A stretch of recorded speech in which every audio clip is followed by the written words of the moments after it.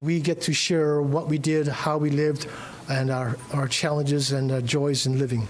At the Chinatown Storytelling Center, visitor Elwin Shia says he can relate to the new exhibit, Raised in Chinatown.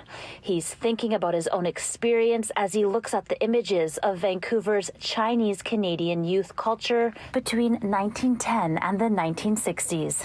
So important to be able to tell our story, how we lived, what we did, rather than having constantly hearing about what people did to us. Shia says he enjoys learning about first-generation Chinese Canadians like him, creating their own identity despite the racism some experienced living in Chinatown. I think what it shows is that, while there's a lot of discrimination, and during the 1910s to the 1960s, the parents were working very hard, but the children, were the ones that were, on the streets playing. Carol Lee from the Vancouver Chinatown Foundation says it's important to share these stories. They were the ones who actually came up with the phrase Chinese Canadian and what it meant to be, to belong.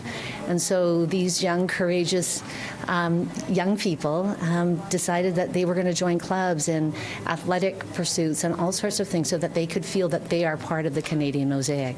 The exhibit shows old photos and videos of Chinese Canadians playing sports and being part of teams like tennis, soccer, and basketball. This is the uniform worn by the Vancouver Chinese Community Drill Team, which danced at various events around the city 63 years ago.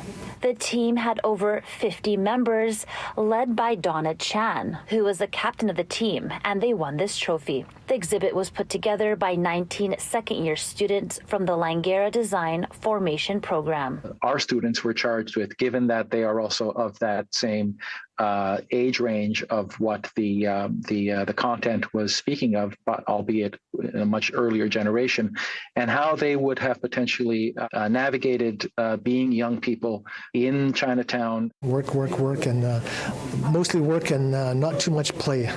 Shia grew up working for his family's laundry business on Union Street, and he remembers what life was like living in Chinatown in the 1960s and 70s. We didn't have the opportunity to join the Scouts or join clubs or have a lot of fun. So a lot of my childhood was spent working. That's where I kind of learned the work ethic, and perhaps you could say that we kind of grew up before we should have.